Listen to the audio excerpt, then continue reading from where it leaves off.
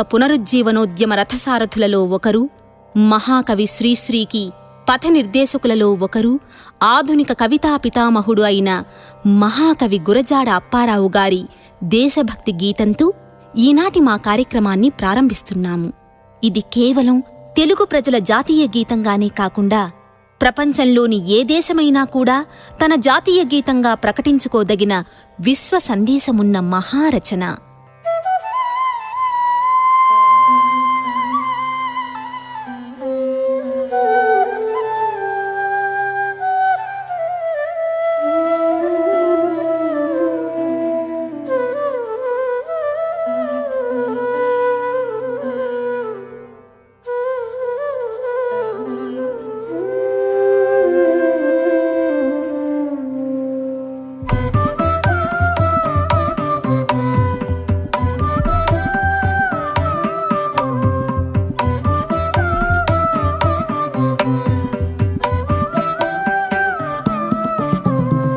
దేశమును ప్రేమించుమన్నా, మంచి అన్నది పెంచుమన్నా. దేశమును ప్రేమించుమన్నా, మంచి అన్నది పెంచుమన్నా. వట్టి మాటలు కట్టి పెట్టోయ్, గట్టి మేల్తల పెట్టవోయ్. వట్టి మాటలు కట్టి పెట్టోయ్, గట్టి మేల్తల పెట్టవోయ్. దేశమును ప్రేమించుమన్నా, మంచి అన్నది పెంచుమన్నా. దేశాభిమానము నాకు కద్దని వట్టి గొప్పలు చెప్పుకోకోయ్. దేశాభిమానము నాకు కద్దని వట్టి గొప్పలు చెప్పుకోకోయ్. కూని ఏదైనాను ఒక మేల్ కూర్చి జనులకు చూపవోయ్. కూని ఏదైనాను ఒక మేల్ కూర్చి జనులకు చూపవోయ్. చట్టపట్టాల్ పట్టుకొని దేశస్థులంతా నడువవలెనోయ్. అన్నదమ్ముల వలెను జాతులు మతములన్నీ మెలగవలెనో. దేశమును ప్రేమించుమన్నా, మంచి అన్నది పెంచుమన్నా. పాడి పంటలు పొంగి పొరలే దారిలో నువ్వు పాటుపడవోయ్. పాడి పంటలు పొంగి పొరలే దారిలో నువ్వు పాటుపడవోయ్. తిండి గలిగితే కండగలదోయ్, కండగలవాడేను మనిషోయ్. తిండి కలిగితే కండగలదోయ్, కండగలవాడేను మనిషోయ్.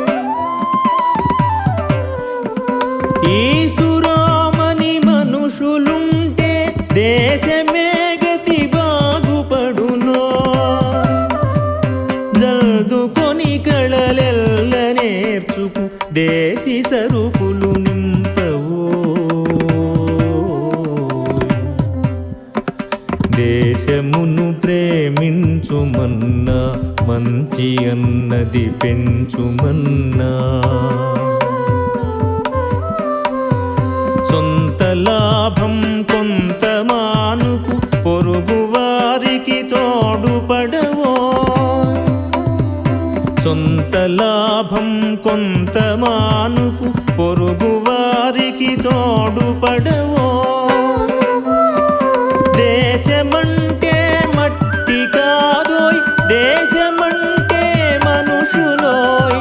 దేశమంటే మట్టి కాదోయ్, దేశమంటే మనుషులోయ్. దేశమంటే మనుషులోయ్, దేశమంటే మనుషులోయ్.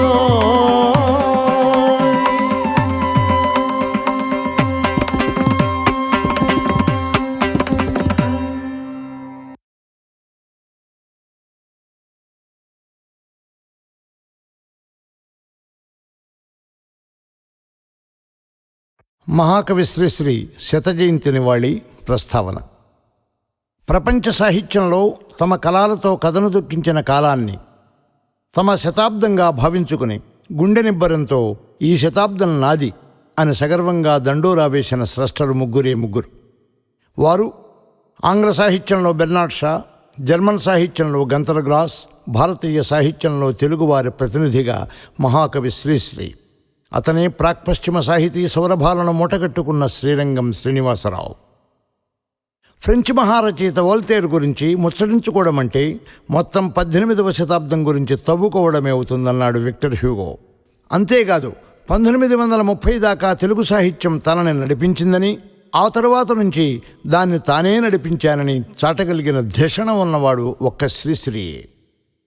తెలుగునాట మహాకవి గురజాడ తరువాత గణబద్ధ ఛందస్సుల ఫ్యూడలిజం నుంచి మాత్రా ఛందస్సుల వచన కవితారోచిస్సులతో కవితా ప్రస్థానంలో ప్రజాస్వామ్య సంప్రదాయాలకు, సామాన్య మానవుడి అగచాట్లకు అద్దం పట్టి మానవాళి శ్రేయస్సు కోసం ప్రజాభాషలో నిన్నటి జట్కావాలా దాకా కవితా రూపంలో అక్షర నీరాజనాలు జీవితమంతా అర్పించిన మహాకవి మన శ్రీశ్రీ.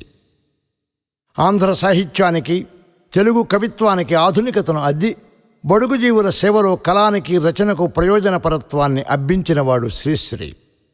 సంప్రదాయవాద ఛాయల్లో ఎదిగిన శ్రీశ్రీ పరిణామక్రమంలో జానపద గీతికను జాతికి అసలైన జీవన నాళికగా గుర్తించాడు. పల్లెపదం గుండెని, ప్రబంధం మెదడుని కదిలిస్తుంది, మెదడు హృదయం కలిసిపోయే గుణం మహాకావ్యానికి లక్షణమన్నాడు. తెలుగు తల్లిని అందాల నిండు జాబిల్లిగా, ఆనందాల కల్పవల్లిగా భావించాడు. తెలుగు నేలను సంకెళ్ళు లేని భూమిగా వర్ధిల్లాలని ఆశించి దానిని సంతోష చంద్రశాలగా మార్చుకోమన్నాడు. తెలుగు కోటను కొట్లాటలకు, కాట్లాటలకు కేంద్రం కాకుండా గులాబీ తోటగా తీర్చిదిద్దుకోమన్నాడు. ఇక నుంచి 7 కోట్ల తెలుగు నోళ్లు పాడిందే పాట అంటూ అందుకుని 7 కోట్ల తెలుగువాళ్లు పాడండి పూట అని ఆదేశించాడు.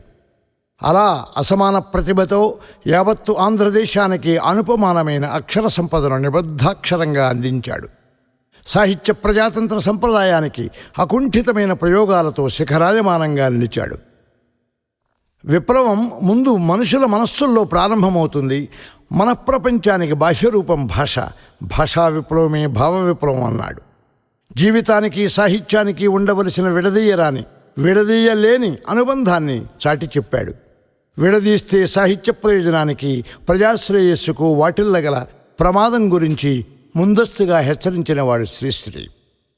శ్రీశ్రీని కలకలం సృష్టించగల అతని కలంలోని బలాన్ని, కవితా లక్ష్యాన్ని ఒక్క మాటలో అర్థం చేసుకోవాలంటే కవి అన్నవాడికి ఆ 2 అక్షరాలకు అతనిచ్చిన నిర్వచనం చాలు. కష్టజీవికి మొదలు చివర కోపుగాసి కాపు కాసిన వాడి కవి అన్నాడు. ప్రపంచ సాహిత్య చరిత్రలో సమకాలీన ధనికవర్గ సమాజంలో అంతర్భాగంగా జీవిస్తున్న రచయితలకు, కవులకు ఉన్న బలహీనతలను ఆయన కప్పిపుచ్చలేదు. 100 సుగుణాలలోని ఒక దోషానికి, 100 దోషాలలోని ఒక సుగుణానికి ఉన్న తేడాను కనిపెట్టినవాడు శ్రీశ్రీ.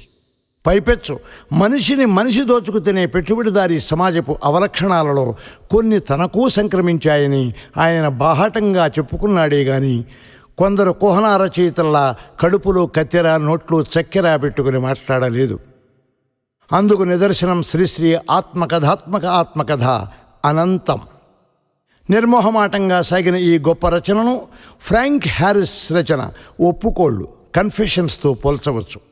శ్రీశ్రీ తన జీవితకాలంలో ఎన్నడూ తప్పుల తడకను ఒప్పుల గొప్పగా చూపనూ లేదు, ప్రబోధించనూ లేదు.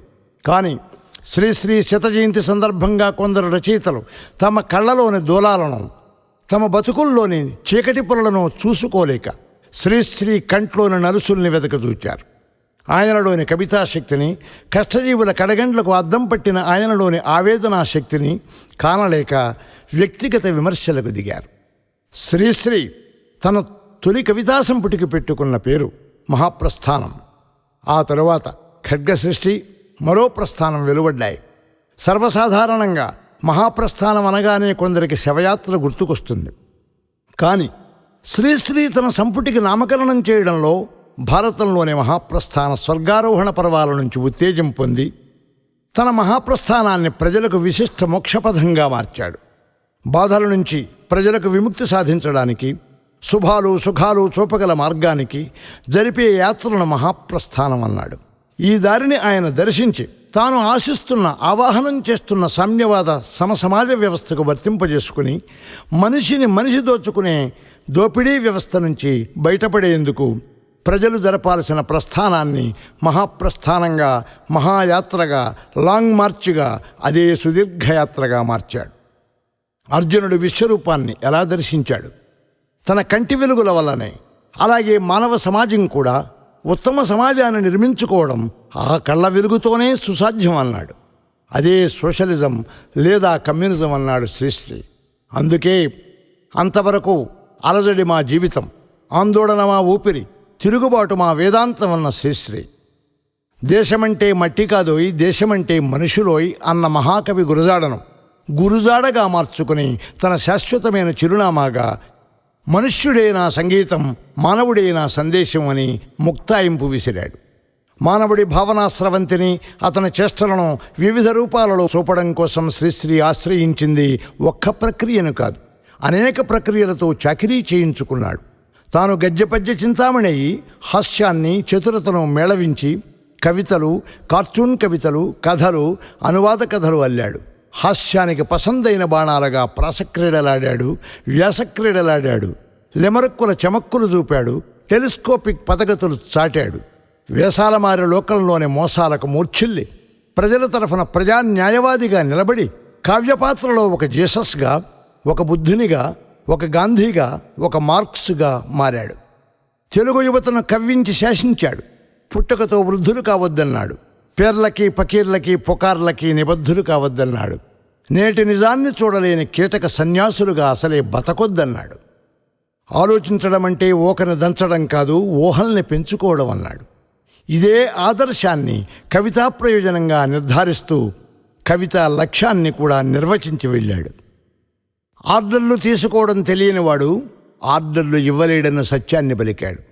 చేసిన పొరపాట్లను గుర్తించి తెలుసుకున్నవాడికి వాటికి కారణం తెలిసి ఉంటుందని చెబుతూ మనిషి నైతిక విలువ ఏ స్థాయిలో ఉండాలో పాఠం చెప్పాడు. చివరికి చలనచిత్రాలలో దేవతల నోట కూడా మానవుడే సర్వశక్తిధాముడని, మానవుడే సృష్టికి అలంకారమని చాటేదాకా నిద్రపోనివాడు మహాకవి శ్రీశ్రీ. సమాజమంతా సమానమైతే నాడే జాతికి నవజీవనం అని సామ్యవాద సూత్రాన్ని వెండితెర ద్వారా ప్రచలితం చేశాడు. మద్రాసులోని ఫ్రెంచ్ ఫిల్మ్ సొసైటీ శాశ్వత సభ్యుడిగా ఉన్నాడు శ్రీశ్రీ. ఎన్నో ఆంగ్ల కవితలతో పాటు ఫ్రెంచ్ కవితలను శ్రీశ్రీ అనువదించాడు. ఆయన అనువాద రచనలన్నీ ఆయా భాషామాతృకలను తలదన్నుతూ అందమైన మెరుపులు విరుపులు చూపించినవేనంటే అతిశయోక్తి కాదు.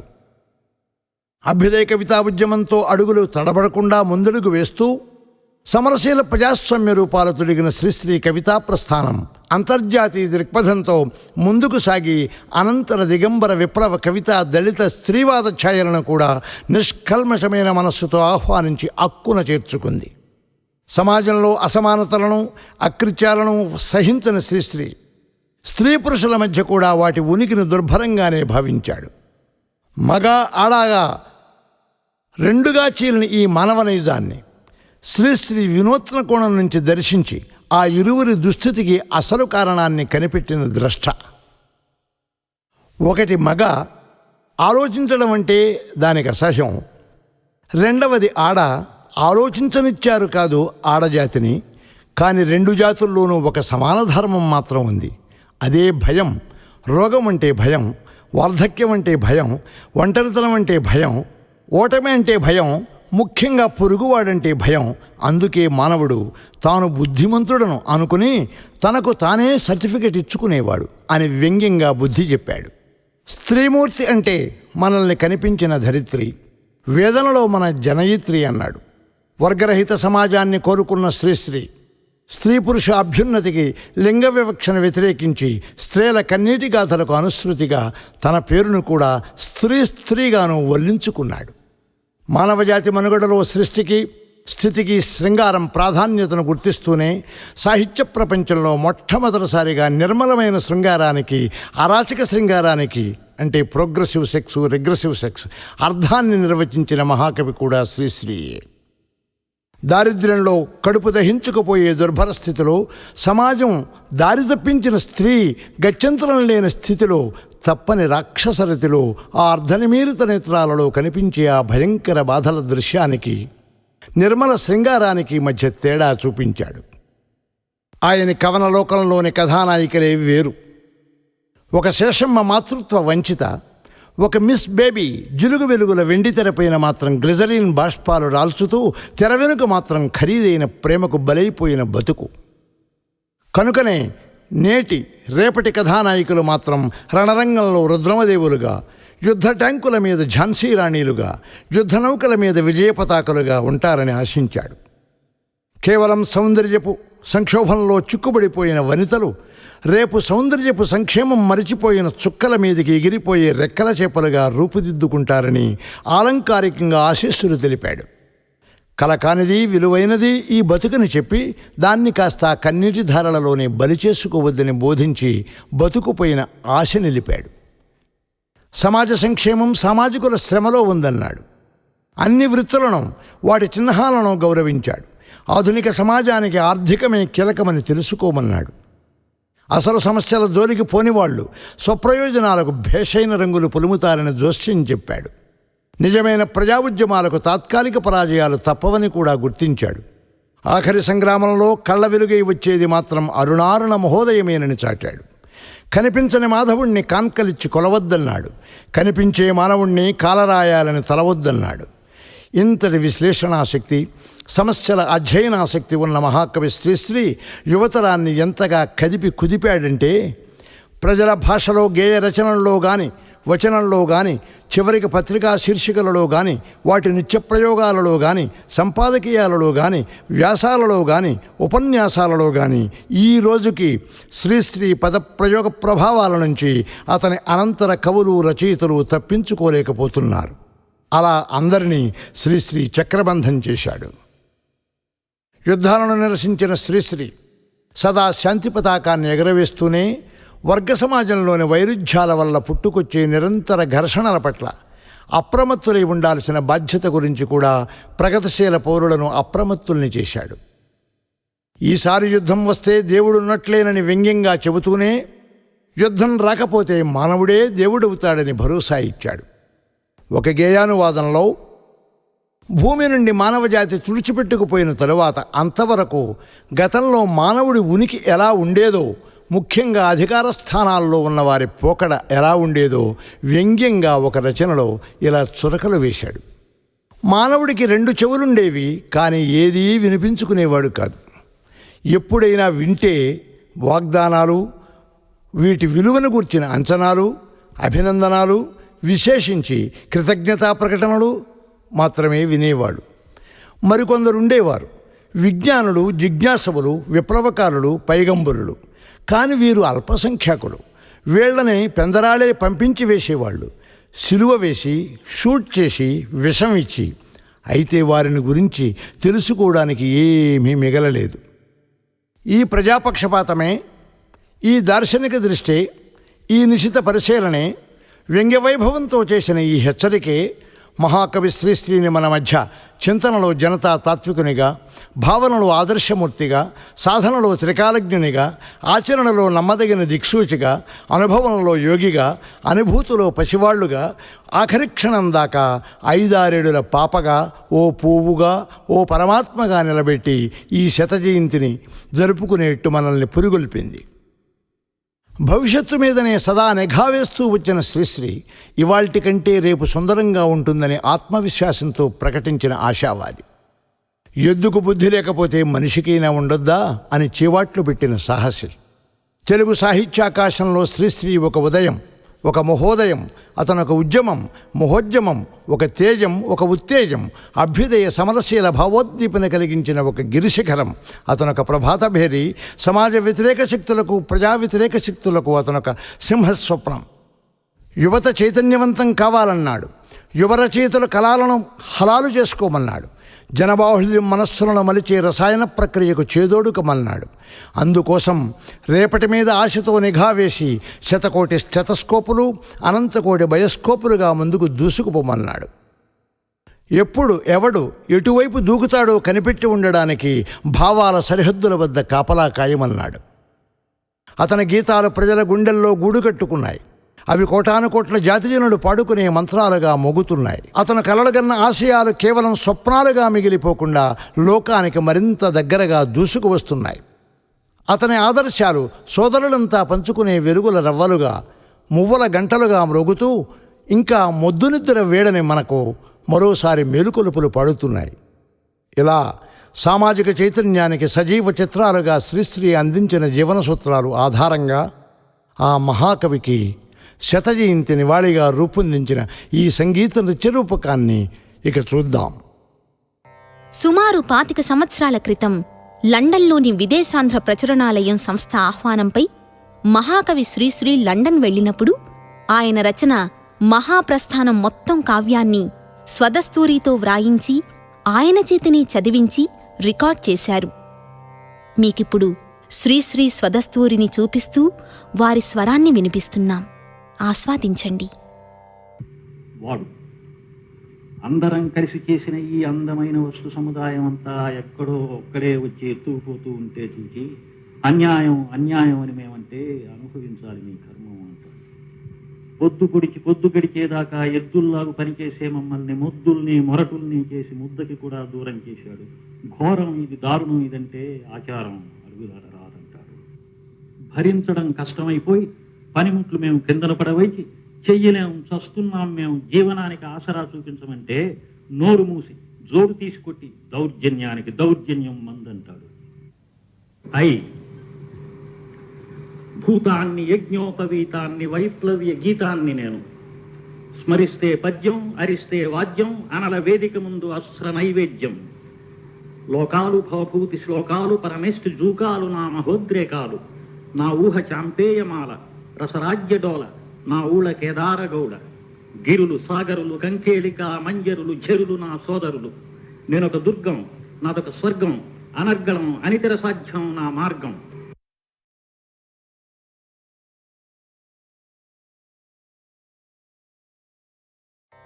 ఆరు దశాబ్దాలు ఆంధ్ర ప్రజానీకాన్ని ఉర్రూతలూగించి ముందు తరాలకు పట్టుగొమ్మగా నిలచి సజీవ మానవ సమాజ నిర్మాణానికి ఉద్యుక్తులను చేసే కవితా ప్రవాహాన్ని అందించిన మహాకవి శ్రీశ్రీ శతజయంతి ఉత్సవాల సందర్భంగా ఆయన కలం నుండి జాలువారిన కవితల ఆధారంగా రూపొందించిన